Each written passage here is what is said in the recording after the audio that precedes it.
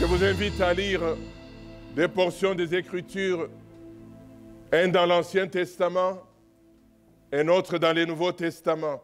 Dans l'Ancien Testament, c'est 1 Samuel au chapitre 7 au verset 16. Chaque année, Samuel faisait un circuit, s'arrêtant à Bethel, à Gilgal et à Mithpa. Et il rendait la justice pour les Israélites à chacun de ces endroits.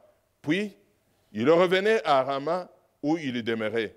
Là aussi, il rendait la justice pour les Israélites. Il y avait bâti un autel à l'Éternel. Amen. La deuxième lecture dans l'Épître aux Hébreux, au chapitre 11, au verset 32 jusqu'au verset 34. Que dirais-je encore? Le temps me manque. Si je voulais parler en détail de Gédéon, de Barak, de Samson, de Jephthé, de David, de Samuel et des prophètes.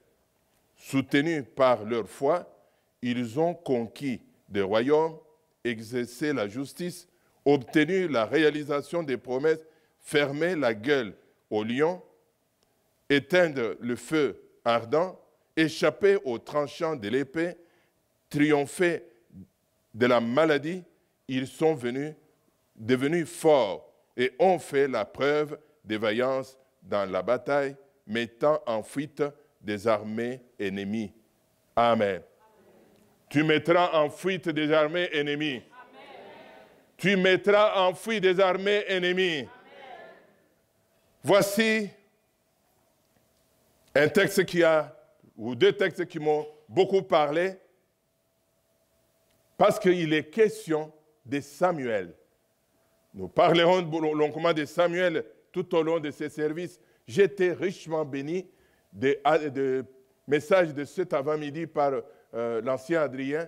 J'ai dit prochainement, je vais l'interdire de piger dans mes notes. Heureusement, il n'est pas là cet après-midi. Sinon, j'aurais juste donné des claques. Je vois comment l'Esprit de Dieu peut parler au cœur des serviteurs qui n'ont aucun lien. Mais il leur donne un même message. Il est dit que Samuel faisait un circuit. Et le titre de mon message est tiré de ce mot. Samuel faisait un circuit. Et le message est intitulé « Engage-toi à marcher sur les circuits de gloire ». Les circuits de gloire, c'est le circuit qui fait des hommes ordinaires un homme extraordinaire. C'est le circuit qui change la médiocrité en qualité. Dieu vous appelle à changer la médiocrité en qualité. C'est le circuit qui vous donne des fruits extraordinaires. C'est le circuit qui te prend au pied de l'échelle et qui te propulse au devant de la scène. C'est ce que nous voyons de Samuel, né dans une famille qui vivait dans des montagnes d'Éphraïm. Il n'est pas fils d'un pasteur, d'un prophète, d'un homme connu, mais on nous présente Samuel parmi les grands leaders, les hommes qui ont impacté leur génération et des générations futures. J'ai été interpellé le lundi soir, vous l'avez suivi comme moi, à Manitoba, il y a eu changement de gouvernement. Les Manitobains ont mis dehors le Parti conservateur et ils ont élu le nouveau Parti démocrate. C'est M. Wab Kanuiz. Il a fait un discours émouvant. C'est le premier homme, ou le premier des Premières Nations, des Autochtones, ici depuis l'histoire du Canada, qui est élu au poste du Premier ministre. Mais il a donné un discours percutant. J'ai pris un morceau. Il dit ceci: je veux parler aux jeunes autochtones. C'est moi qui ajoute autochtones. J'ai eu une deuxième chance dans la vie et j'aimerais penser que je puis utiliser cette occasion à bon escient. Vous pouvez faire pareil. Il dit, quand il parle de cela, il pense à sa vie. Dans la drogue, dans la violence, dans la police, devant la police, en prison, la vie était brisée. Il dit que Dieu m'a donné une deuxième chance et j'ai saisi. Et c'est cela l'objet de mon message ce matin.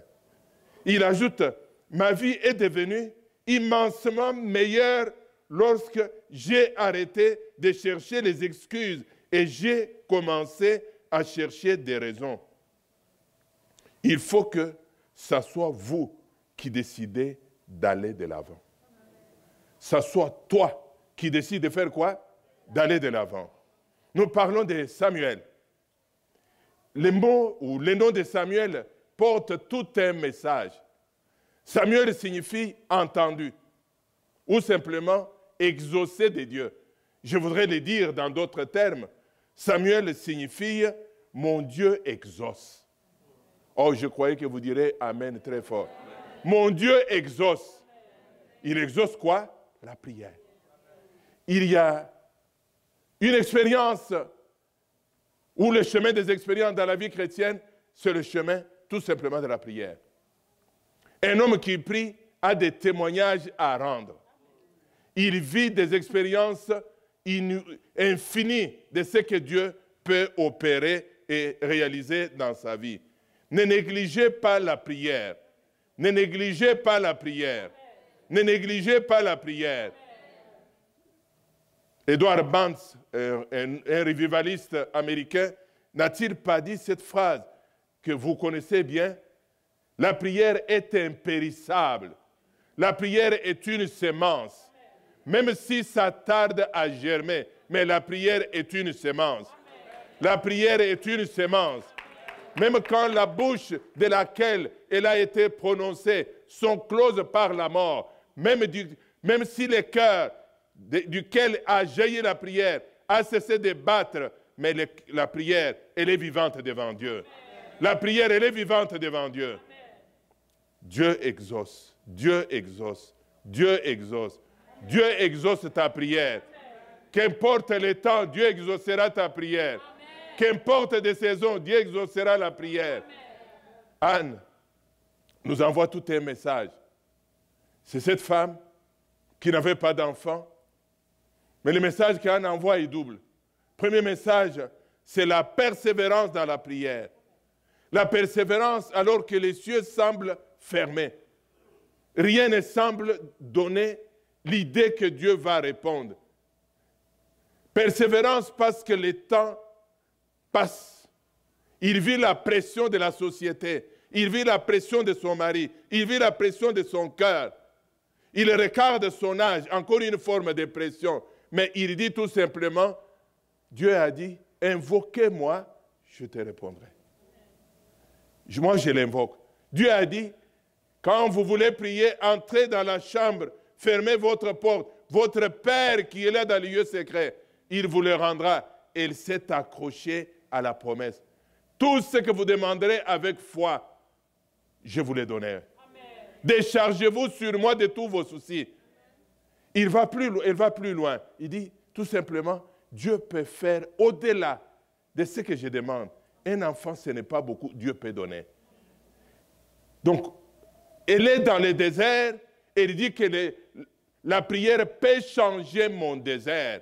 Oh, je voudrais dire à quelqu'un, tu es dans le désert, crois comme Anne que la prière peut changer le désert. La prière peut essuyer vos larmes. La prière peut produire quelque chose que la science n'a pas d'idée, quelque chose que l'État, le gouvernement de ton pays n'a pas l'idée. Juste la prière.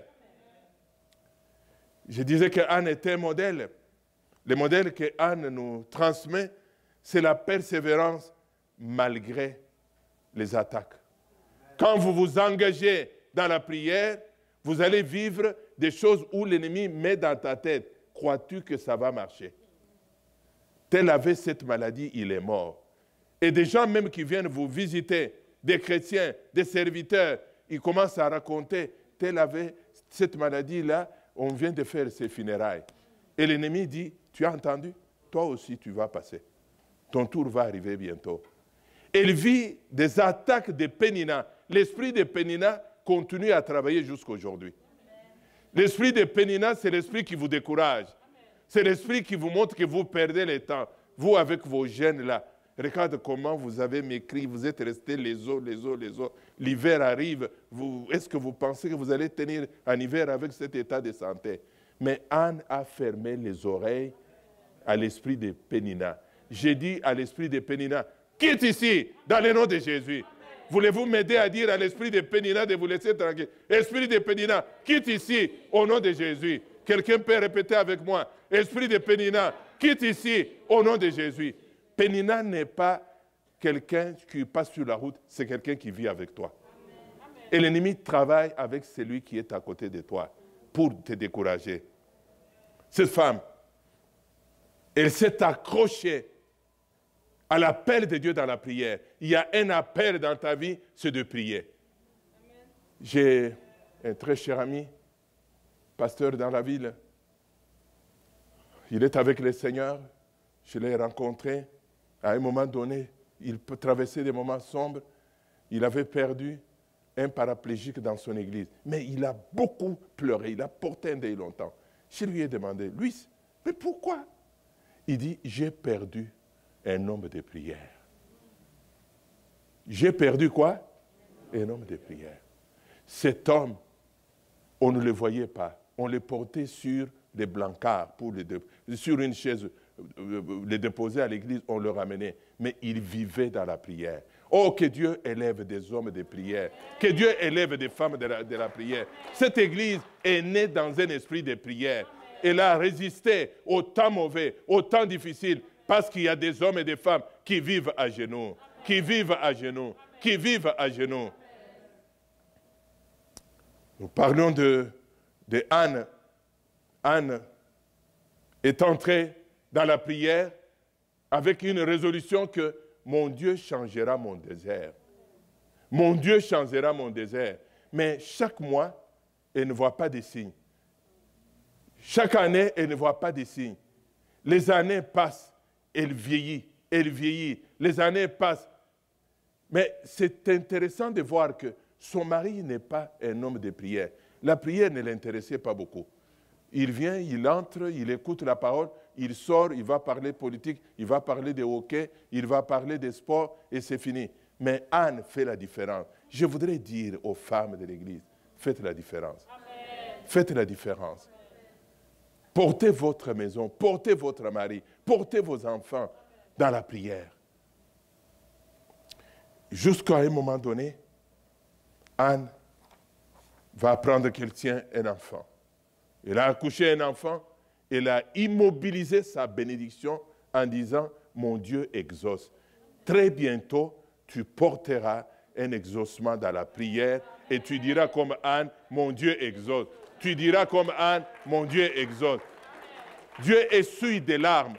Donc j'appelle Samuel le fils de consolation. Il y a une bénédiction de consolation que Dieu te réserve. Tu as assez pleuré, mais il y a une bénédiction de consolation. Voici les caractéristiques des fils de consolation. Première caractéristique des fils de consolation, c'est le changement de saison. Quand vous regardez ce texte, Anne traversait une saison de sécheresse. C'est une saison de stérilité. Une saison caractérisée par des larmes. Je ne sais pas si ça vous arrive de pleurer. Mais ce que je connais, que les hommes pleurent, vous ne vous rendez pas compte qu'ils pleurent. Il devient amer parce que les choses ne changent pas. Il se pose des questions jusqu'à quand? Les femmes pleurent, on voit des larmes. Mais il y a des saisons pareilles. Vous êtes entré ce matin dans la maison de Dieu avec des larmes. Je voudrais te dire que tu n'es pas le premier à pleurer. Tu n'es pas le premier à gémir. Cette saison, Anne l'a connue. Abraham l'a connue. Zacharie l'a connue. Élisabeth l'a connue. David l'a connue. Il n'y a pas un serviteur, un enfant de Dieu, qui ne vous dira pas qu'il a connu une saison de désert. Une saison d'humiliation. Il y a la honte. Il y a juste la prière qui monte vers Dieu. Mais quand je parle des changements de saison, c'est que Dieu ne t'écartera pas dans la même saison tout le temps. Il y a des moments où Dieu dit à la saison assez. Quelqu'un dit avec moi assez. Dites à la saison que tu traverses, qui te fait pleurer, assez. Assez, c'est assez.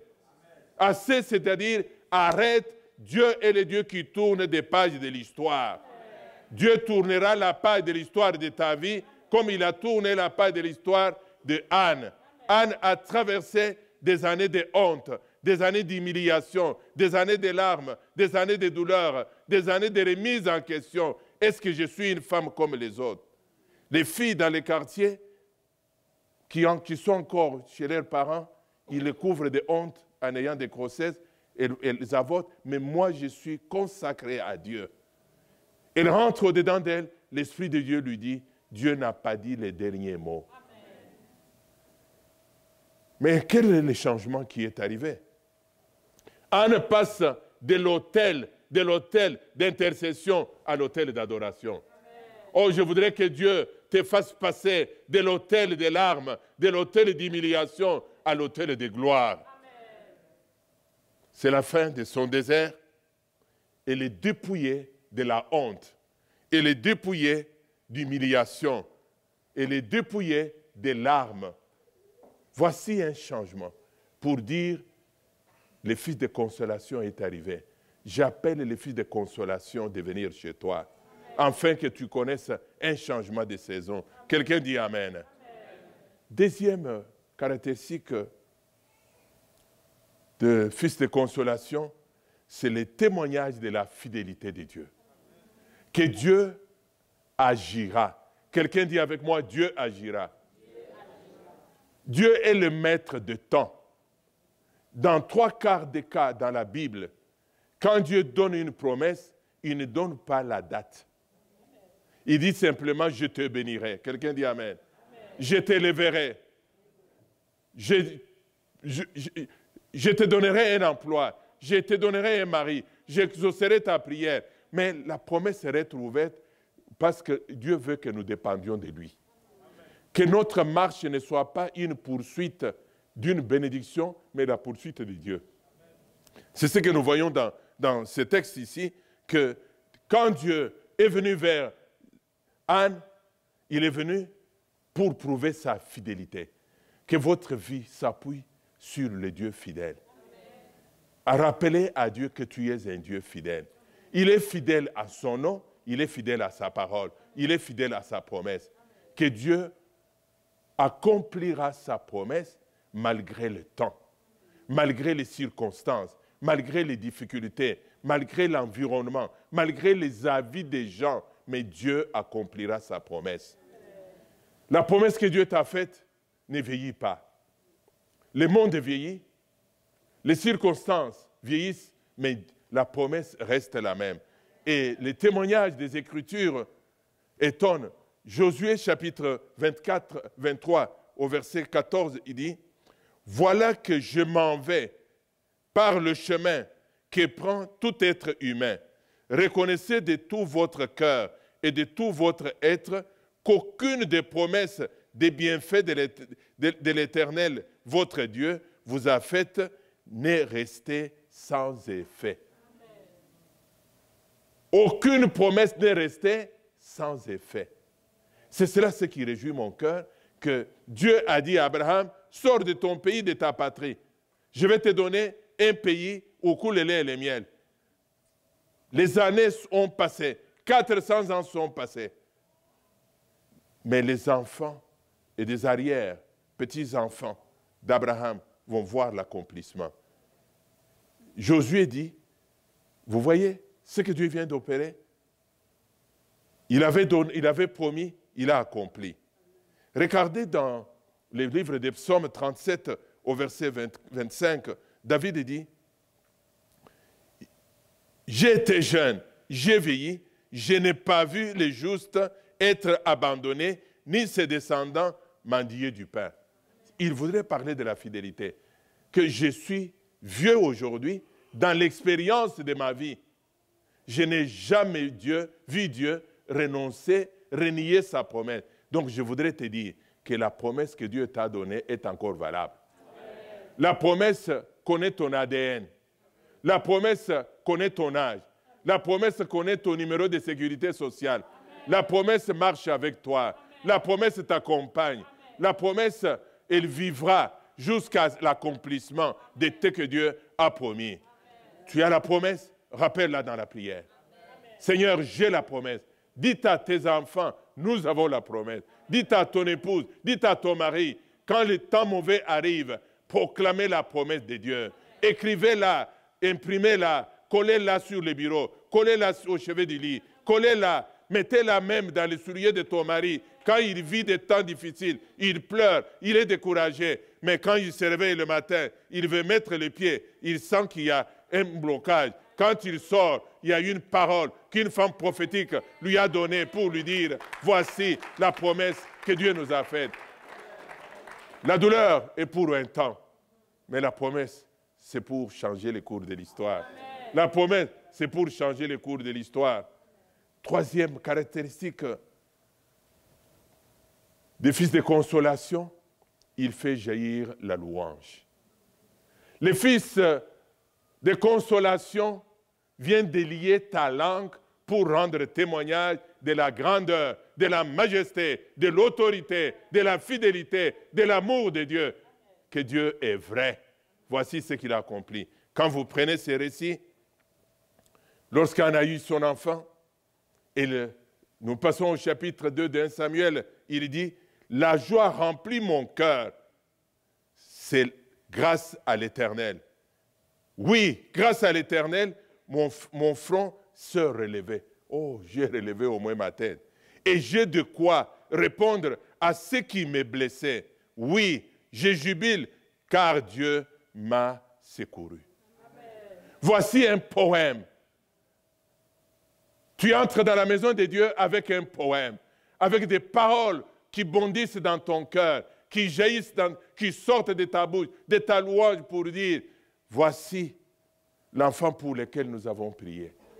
Il était dans la drogue, il était dans la prostitution, mais Dieu l'a ramené, il en fait son serviteur. Voici l'emploi pour lequel nous avons prié avec vous. Mes CV ont été toujours rejetés, mais aujourd'hui, j'ai un engagement à vie que je travaillerai comme un chef de bureau. Dieu m'a fait grâce. C'est que la bénédiction de consolation fait de toi un témoin, un adorateur de la grandeur et de la majesté de Dieu. Regardons encore la quatrième caractéristique des fils de consolation. Il impose le silence à l'ennemi. Tout simplement ça. Quand vous regardez les textes, il y avait une dame, un esprit de Pénina. Vous connaissez l'esprit de Pénina? C'est l'esprit qui torture, qui te sourit, mais qui te pince un peu ici. Et puis il te regarde, il sourit. Hein? Il sourit. Il fait des gestes, mais c'est lui qui te fait mal. Toi là, quand tu porteras un enfant, tu n'es pas comme nous. Quand elle allaitait, Pénina allaitait son bébé, elle fait, voici ce qu'elle faisait. Mais quand Dieu a béni, quand Dieu te bénit, tes ennemis vont changer de discours. Amen. Il va bénir Anne. Pénina va venir non pour torturer, non pour humilier. Il va venir, félicitations, hein, c'est un beau bébé. Hein? Il change de discours. Dans très bientôt, l'ennemi n'aura pas de quoi te faire du mal. L'ennemi n'aura pas de quoi dire. Il va juste changer de discours. Regardez le texte de Malachie chapitre 10. Au verset 46, il est question d'un homme que vous connaissez, Bartimée. Quand il lève la voix pour appeler « Fille de David, aie pitié de moi !» Tout ce qui passait, qui avait des yeux, arrête. On me dit, il n'a pas besoin de toi, arrête. Mais quand Jésus dit, mais faites-les venir, de la même bouche, où il disait arrête, sort un discours nouveau, un changement de discours. Il y a des gens qui vont changer de discours sur ta vie. Ils vont dire, il t'appelle, prends courage, lève-toi et marche. Donc ne t'occupe pas de ceux qui jugent, qui critiquent tes enfants, qui critiquent ton mariage, qui critiquent ton habillement, qui critiquent ta position sociale, qui disent, il s'est trompé. Lui, les papiers dans ce pays, vous allez voir, il va rentrer là où il est venu. Je le connais, il était enseignant chez nous là. Il avait des souliers troués. Il a échappé, il a vendu la parcelle de son père pour arriver ici, il va courir. Mais les jours où tu as des papiers, il dit, frère, vraiment je partage ta joie. Hein? Il y a des gens qui vont changer de langage à ton sujet. Ils vont changer de langage à ton sujet. Quelqu'un dit Amen. Quelqu'un acclame le Seigneur. Merci beaucoup. Je voudrais entrer dans les vifs du message. Engage-toi de marcher sur les circuits de gloire. Les circuits de gloire, nous l'avons dit tout à l'heure, c'est le chemin des percées. Le chemin où ont marché des hommes qui étaient dans la médiocrité, mais qui ont transformé leur médiocrité. Ils se sont positionnés, porté le regard sur des héros. Nul n'est né héros, mais on devient héros. Par ses réalisations, par l'accomplissement de certaines œuvres. Nous sommes dans une société, ici au Québec, ici au Canada, tous nous sommes venus, comme, pour la plupart comme des immigrants. Mais quand tu t'assois avec ton chef de bureau, écoute son discours pour qu'il te dise où il est venu. L'homme qui nous a vendu ce bâtiment était millionnaire. Il m'explique son témoignage. Quand il est arrivé ici, il ne parlait aucun mot français, juste l'italien. Il nettoyait dans des cafés, il nettoyait des gobelets. C'est ça le travail qu'il faisait. Il a appris le français, puis il est allé faire les cours d'enseignement parce qu'il était un autodidacte. Il est devenu un enseignant. Il est parti de la pression de ne pas connaître la langue. Il était juste venu ici parce que sa fiancée était ici et puis a fait un regroupement familial. Il est parti de cette position-là à un millionnaire. C'est possible. Amen. Moi, je crois en toi. Amen. Je crois que tu es sur le bon chemin. Amen. Tu es sur le circuit des changements. Amen. Tu es sur le circuit des changements. Amen. Ne t'occupe pas de ce qui est passé, mais nous parlons de ce qui vient. Amen. Nous parlons des temps nouveaux qui viennent. Le verset, le texte de base de 1 Samuel au chapitre 7, verset 16, est celui qui va nous préoccuper. Il y a, le narrateur raconte que Samuel marchait. Il faisait un circuit de Bethel à Gilgal, Mitzpah, et il revenait à Rama. Nous allons nous attarder à ces 4 noms de localités qui portent tout un message. Si nous nous laissons tromper par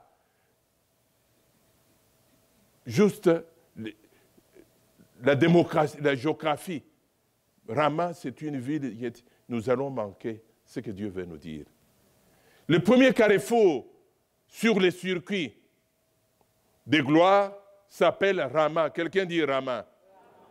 Rama, c'est le village où habitaient les parents de Samuel. C'est la ville où est né Samuel. C'est la ville où il a fait l'école rabbinique. Un enfant juif doit faire l'école jusqu'à 12 ans. C'est pourquoi Jésus pouvait lire et écrire. Il avait fait l'école rabbinique. Et puis, il termine l'école rabbinique par une graduation, une cérémonie qu'on appelle Bar Mitzpah. Une cérémonie qui se fait jusqu'à aujourd'hui. Pour ceux qui ont été en Israël, tous les lundis ou les jeudis, vous verrez un rabbin qui vient avec les enfants, qui les fait passer par une cérémonie. Et il a commencé le ministère à Rama et il a fini son ministère à Rama. Qu'est-ce que le message? Rama, c'est une ville de stabilité. Juste ça. Samuel était un homme stable. Je voudrais dire que tu sois stable dans la vie. Amen. Juste être stable. Stable signifie solide. Ce qui ne bouge pas. J'ai beaucoup aimé il y a quelque temps, pasteur Jean Willer qui nous prêchait ici, il a utilisé un langage qui n'est pas habituel. Lui, c'est un constructeur. Il dit, je suis planté. La stabilité financière, la stabilité morale, la stabilité matrimoniale, la stabilité dans tous les domaines. Mais je voudrais virer vers la stabilité spirituelle. Un homme stable. C'est là que je reprends le message d'Adrien. Stable. Stable, afin que notre attachement à Dieu ne soit pas conditionné par ce que Dieu fait pour nous. Que notre attachement à Dieu ne soit pas conditionné par les expériences que nous vivons. J'aime Dieu. Faites de la relation avec Dieu une passion. J'aime Dieu quand il me parle. Mais quand les cieux sont fermés, je l'aime. Quand je traverse des saisons difficiles, je l'aime encore. Quand je perds l'emploi, l'Éternel est mon Dieu. Quand j'ai l'emploi, l'Éternel est mon Dieu. Quand je suis abondamment béni, quelqu'un dit abondamment, je l'aime encore. Être stable. C'est-à-dire ne pas être un homme saisonnier, des chrétiens de saison. Vous savez, bientôt, je crois que vous commencez à sortir vos manteaux. Parce que sortir dehors, ça commence à devenir un peu... Pour nous qui avons des résidences, on commence à signer des contrats pour que les déneigeurs viennent enlever la neige devant la maison. C'est pour la saison. Un chrétien saisonnier, c'est celui qu'on voit, quand on le voit, on dit, ça va bien. Et vous entendrez même sa manière de dire Amen. Amen! Alléluia! Il dit Alléluia en bougeant même sa main gauche, pour qu'on remarque qu'il est là. Et puis, il salue les pasteurs de manière sérieuse. Bonjour, révérend. Pour que le pasteur remarque qu'il est là. Mais, les hommes de Rama, ce sont des hommes qui disent, pendant l'hiver, je suis à Rama. Pendant l'été, pendant l'automne, au printemps, même quand toutes les feuilles tombent, je ne déménage pas, je suis un homme de Rama. Je suis stable dans mon amour pour Dieu. Je marche avec Dieu quand je pleure. Je marche avec Dieu quand je gémis. Je marche avec Dieu quand tout va mal. Je marche avec Dieu quand on m'a annoncé un diagnostic alarmant. Je marche avec Dieu quand je ne vois pas la route, mais je suis avec Dieu et je serai avec Dieu. Les hommes et les femmes que nous lisons dans la Bible, leur parcours avec Dieu n'a pas été un cadeau. Ils ont appris à suivre Dieu dans les temps sombres, dans les temps difficiles, quand ils ont presque tout perdu comme Job, quand ils ont perdu la cause devant Dieu comme David, il prie pour l'enfant. On vient lui dire, l'enfant est mort. Il se lève, il s'habille, et puis il se parfume, il pense à la Bible, je vais à l'église. Oh, tu vas au temple? Oui. Je dis, mais nous ne le comprenons pas. Il dit, mais vous voulez que j'aime Dieu seulement quand tout va bien. Je voudrais vous inviter d'habiter Rama. Soyez stable dans votre marche avec Dieu. La marche chrétienne n'est pas un chemin goudronné. Nous chantons des cantiques. J'entendais Mélanie tout à l'heure entonner un hymne. J'aime beaucoup les hymnes. C'est curieux. L'histoire des hommes et des femmes qui ont composé les cantiques, ils ne les ont pas composés lors d'un culte de dimanche. Ils traversaient les zones, la terre brûlée. Quand vous avez que le repos céleste, cet avocat qui fuit Chicago parce que la ville a pris feu, il traversait pour sa famille, l'a précédé, 3 filles avec la mère pour aller en Angleterre. Et puis la femme lui envoie un télégramme, je suis la seule survivante. Il a compris tout. Que les 3 enfants ont sombré. Mais nous chantons les chants en levant les mains. Il nous apporte l'onction. Mais les circonstances du chant, c'est de quelqu'un de Rama. Demande à ton voisin, est-il résident de Rama? Demande-lui. Est-il, demande à l'autre de l'autre côté, comme le pasteur aime le faire. Demande à l'autre, est-ce qu'il est un résident de Rama? Oh, je lance un cri très fort, comme l'apôtre Paul aime le dire. Qu'est-ce qui me séparera de l'amour de Dieu? Qu'est-ce qui refroidira mon zèle pour le Seigneur, ma passion pour le Seigneur? Et c'est la maladie, et c'est la persécution, et c'est la mort. Rien ne peut me séparer de l'amour de Dieu. Quelqu'un acclame le Seigneur.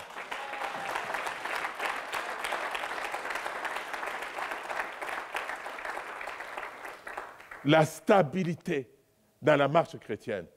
Vous aurez des déceptions sur le chemin de la vie, parfois même dans l'Église.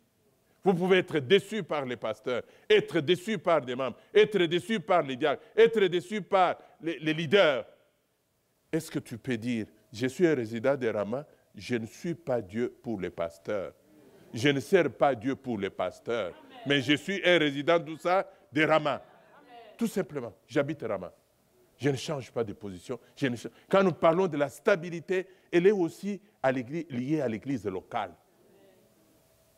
On ne déménage pas d'une église à une autre, d'une confession à une autre, parce que vous avez entendu un prophète vient.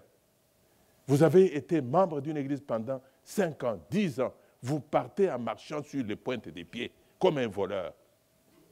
Mais vous savez-vous que vous blessez les gens qui vous aiment? Parce que les gens ne savent pas ce que vous avez eu pour lequel vous voulez partir. Il n'y a pas un problème pour lequel vous voulez quitter qui ne peut pas être discuté et résolu. Amen. Tous ceux qui m'approchent savent. Je dis, est-ce que vous en avez parlé? On quitte parce qu'on est plein. Il y a des hommes, vous pouvez trouver qu'ils mangent beaucoup de saboués. Non, il n'a pas mangé de saboués. Sa veste commence à s'étirer. Non parce qu'il a des choses qu'il n'a pas eu le courage d'asseoir, de parler et de régler. Mais quand vous réglez, vous dégagez, vous reviendrez, vous verrez que la veste va bouger. Ça serait bon. Quelqu'un dit Amen. Quelqu'un dit Amen.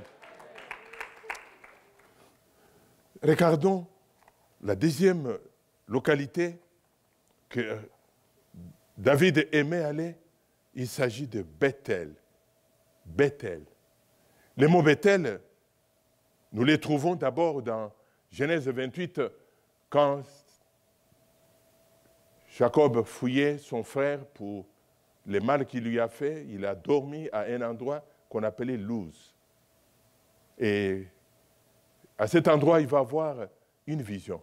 Juste pour montrer que même quand tout est sombre, Dieu continue à parler. Amen. Dieu nous parlera toujours. Il nous parlera pendant les voyages, il nous parlera pendant la nuit, il nous parlera pendant les jours. Dieu ne choisit pas des circonstances dans lesquelles il doit nous parler. C'est alors qu'il voit l'échelle, les anges qui montent et qui descendent.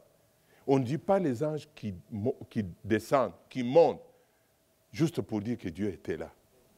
Dans les moments les plus critiques de la vie, où son cœur battait fort, où il était incertain du lendemain, Dieu est là. Soyez rassurés que Dieu est là. Amen. Dieu est là. Amen.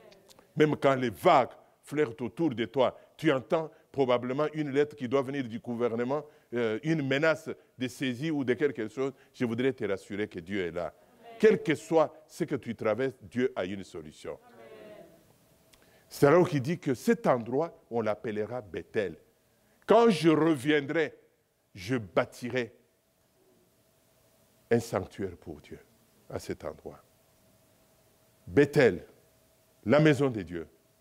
Mais qu'est-ce que ça représente? Lieu de la présence de Dieu. C'est que Samuel dit, il doit prendre la présence de Dieu sur lui au lever du jour, au coucher de la nuit. À chaque moment, la présence de Dieu lui suffit. Je ne peux pas vivre sans cette présence. La présence de Dieu n'est pas automatique. La présence de Dieu, on la cherche. Amen. La présence de Dieu, on soupire, comme le dit les psalmistes. Comme une biche soupire près d'un courant d'eau, mon âme a soif de toi le Dieu vivant. Amen. Frères et sœurs, ne pas nous contenter de venir à une réunion. Amen. Venir à une réunion, c'est bien. mais vous pouvez mieux faire. La présence de Dieu, elle est d'abord individuelle, elle devient communautaire. Désirez que la présence de Dieu vous accompagne, que la présence de Dieu gouverne votre vie, que la présence de Dieu envahisse votre être. Il y a des gens, il y a des hommes, des femmes, des enfants de Dieu, quand vous êtes dans ça, vous êtes en compagnie de Dieu, vous sentez un bien-être. Si vous sentez qu'il y a un bien-être. Vous entrez dans une maison, il y a un climat favorable à cause de la présence de Dieu. La présence de Dieu apportera la faveur de Dieu sur ta vie. La présence de Dieu apportera la bénédiction sur ta vie. La présence de Dieu apportera la paix dans ton cœur et la paix autour de toi. Tu es un homme qui désiré. Vous verrez que vous entrez chez votre employeur, vous êtes allé pour une requête ou quoi, il dit, mais reste encore, reste encore. Il ne veut pas vous laisser partir parce que tu dégages quelque chose. Tu dégages quelque chose, c'est la présence de Dieu. Quelqu'un dit.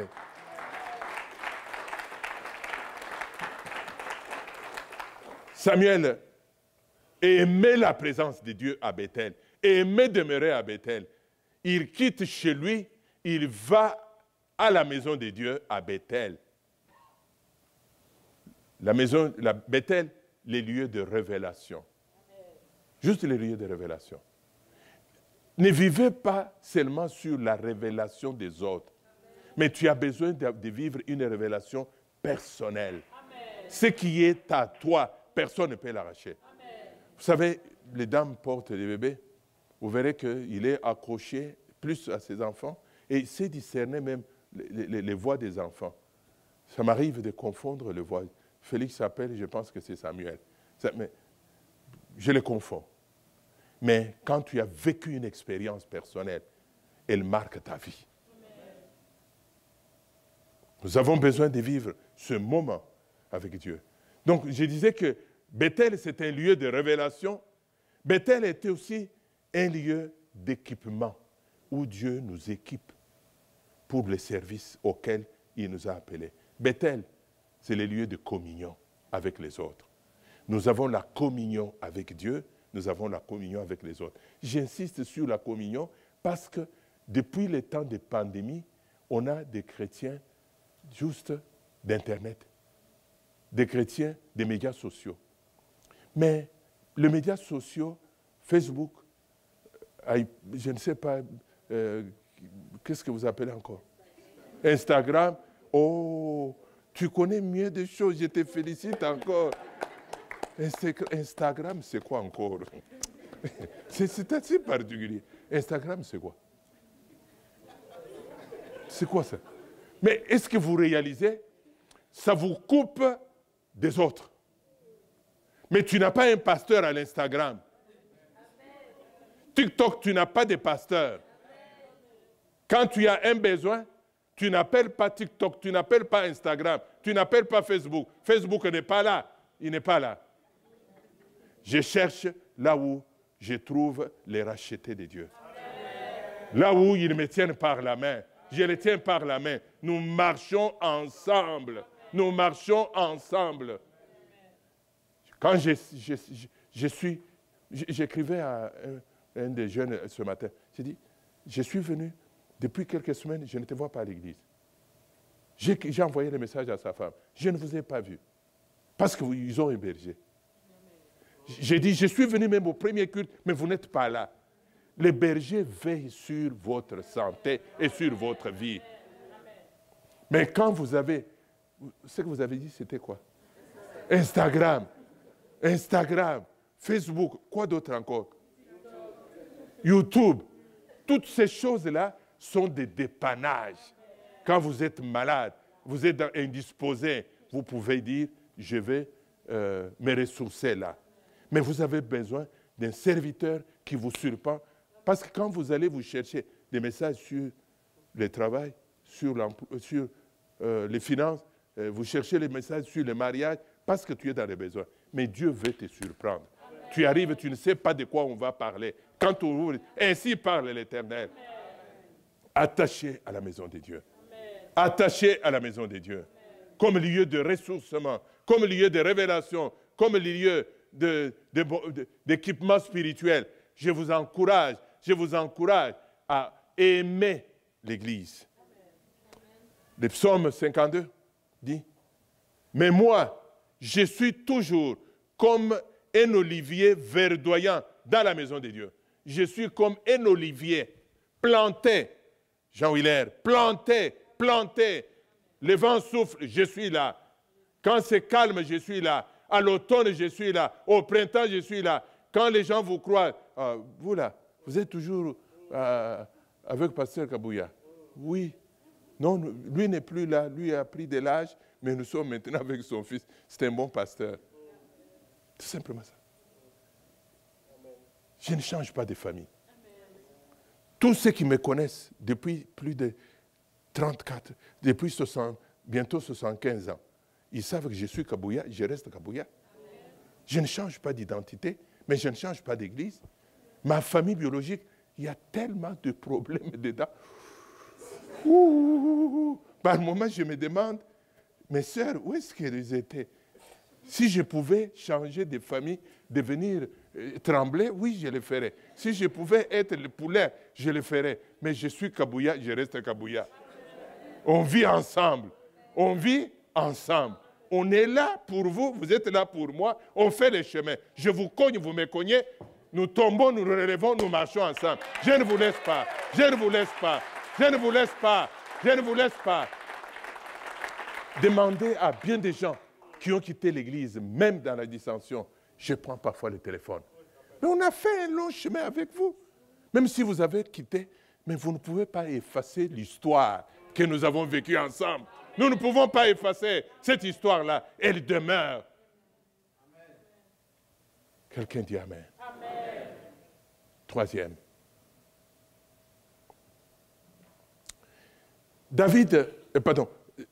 Samuel quitte sa maison de Rama, il arrive à la maison de Dieu et il fait un pas de plus, il va à Gilgal. Gilgal, quelqu'un dit Gilgal. C'est la première localité quand Israël a traversé le Jourdain, qui porte tout un message. Gilgal, deux gestes vont se poser avant de donner le sens. C'est les lieux de circoncision. Dieu dit à Israël, circoncis. Ces hommes, ces femmes que Dieu bénit, ils marchent jusque-là dans la chair. Ce sont des gens nés dans le désert qui n'ont pas été circoncis. Pour dire que Gilgal, c'est les lieux de spiritualité. L'Église, c'est les lieux de spiritualité. Amen. Juste. C'est les lieux de l'esprit, mais non de la chair. Amen. Et en cet endroit de Gilgal, Dieu va ordonner qu'on mange la Pâque, qu'on n'a pas mangé dans le désert depuis 40 ans. Pâque, qui symbolisait la communion entre le racheté. Je veux que nous comprenions le sens de la scène qui nous rappelle que nous sommes en communion les uns les autres. Nous ne sommes pas en communion avec les anges, nous sommes en communion avec Willy, avec Odette, des hommes imparfaits, avec Kabouya, imparfaits. Mais nous devons avoir des lunettes de voir des qualités dans la vie de l'un et de l'autre. Mais regardons maintenant le sens de Gilgal. Gilgal, c'est le lieu où la manne a cessé, qu'Israël a mangé les fruits du pays. Pour dire, Gilgal, c'est la cité des hommes et des femmes adultes. Dieu nous appelle à grandir spirituellement, à ne pas demeurer de bébés. L'apôtre Pierre dit dans 1 Corinthiens, chapitre 13, « J'étais enfant, mais je suis devenu adulte. » Donc il y a des processus de croissance. Ce n'est pas parce que vous portez un titre dans l'Église, vous êtes parmi les leaders, vous êtes dans un conseil, que cela signifie que vous êtes un adulte. Vous pouvez porter les titres, mais vous êtes bébé. Donc, Gilgal, c'est les lieux d'accomplissement. Ils ont eu la promesse. Les années ont passé, mais voilà qu'à Gilgal, Dieu dit, prenez possession de votre territoire. Oh, je voudrais que les cieux s'ouvrent sur vous et que chacun comprenne que même s'il reste 2 mois devant nous, 2 mois c'est comme une éternité. Dieu peut faire dans 2 mois ce qu'il n'a pas fait pendant le reste de ta vie qui est derrière. Recevez de la part de Dieu des accomplissements, des choses qui viennent du trône de Dieu, des choses pour lesquelles vous n'avez pas travaillé, des choses pour lesquelles vous n'avez pas souffert, des relations que vous n'avez pas créées, mais des choses qui viennent jusqu'à la porte de ta maison. Frappez, je ne m'attendais pas à ça, mais Dieu est un Dieu de surprises. Kigal, c'est le lieu d'acquisition. Israël va acquérir le pays pour lequel il n'a pas travaillé. Et nous terminons avec une dernière localité qui est Mitzpah. Mitzpah signifie lieu de garde ou de tour d'observation, lieu élevé. Donc, Mitzpah, c'est la dernière étape où Samuel nous invite comme des aigles, que nous avons quitté la maison de Dieu. Nous sommes devenus des hommes, nous avons pris place dans la maison de Dieu, nous sommes devenus des hommes spirituels. Dieu nous a bénis, Dieu nous a comblés. Mais il dit, levez-vous comme l'aigle pour surveiller ce que Dieu vous a donné, pour protéger ce que Dieu... Mitzpah, soyez les gardiens les uns les autres. Soyez les gardiens de ta bénédiction. Je parlais tout à l'heure aux dames. Ce que j'ai dit aux dames, je l'ai dit aux hommes. Pour nous qui avons des foyers, qui avons des enfants et des petits-enfants, je me réveille très tôt, depuis des années, pour couvrir ma maison de l'œil de l'aigle, l'œil qui surveille la maison. Je me réveille pour protéger les fruits de mes entrailles. Prier pour chacun de mes petits-enfants, un à un. Je connais leurs noms, je peux tout oublier, mais les noms, je les connais. Je prie, je cite les noms de chaque petit enfant devant Dieu. Je cite les noms de mes belles sœurs, mes belles filles. Je cite les noms de mes beaux-fils, les noms de chacun des enfants. Je les montre au trône de la grâce. Je dis à l'ennemi, ils ne sont pas à toi. Nous ne sommes pas venus ici pour enterrer. Nous ne sommes pas venus ici pour perdre. Mais nous sommes là pour grandir, nous multiplier, jure de la bénédiction. Vous devez établir les périmètres. Les périmètres. Ça, tu n'entres pas. Dans cette zone, tu n'entres pas. Cette zone est la bénédiction que Dieu m'a donnée, ma propriété qui doit être gardée. Moi, je vous mets au défi. Ne laissez pas juste votre pasteur prier pour vous. Ne laissez pas les intercesseurs. Vous mettez trop de poids sur leur vie. Mais Dieu nous appelle à être les résidents de Mitzpah, qui nous levons comme l'aigle, au-dessus des nuées, et nous regardons à gauche, à droite. Nous regardons et nous disons à l'ennemi, tu n'as pas de place ici. Amen. Quand je sens qu'il y a une turbulence quelque part dans la maison d'un de mes enfants, je dis, ok, je vais régler cette affaire-là. Un enfant, je prie. Le matin, je l'apporte au trône de la grâce. Mitzpah, la surveillance de la maison de Dieu. Nous terminons ce matin. Je voudrais dire à chacun de vous, Dieu n'est pas un Dieu de monotonie. Dieu est un Dieu de changement. Dieu nous appelle à quitter la vallée, aller sur le sommet de la montagne. Et c'est là qu'il y a ce parcours de Rama à Bethel, de Bethel à Gilgal, de Gilgal à Mitzpah. Et vous êtes. Je vous mets au défi alors que nous arrivons pratiquement au terme de l'année. C'est le moment où nous commençons à faire le point sur notre année. Et ce qui peut vous arriver, c'est le découragement. Ouf. C'est encore comme l'année 2000. Les années se ressemblent. Les années se ressemblent. Anne ne disait jamais, les années se ressemblent. Elle déclarait, c'est mon année. Mais l'année finit, elle dit, Dieu n'a pas fini avec moi. En terminant, vers la fin de l'année, je ne sais pas qu'est-ce qui vous attend dans les 2 mois qui viennent. Mais je vous invite à prendre courage, à vous relever, à marcher encore avec force dans le nom de Jésus. Amen.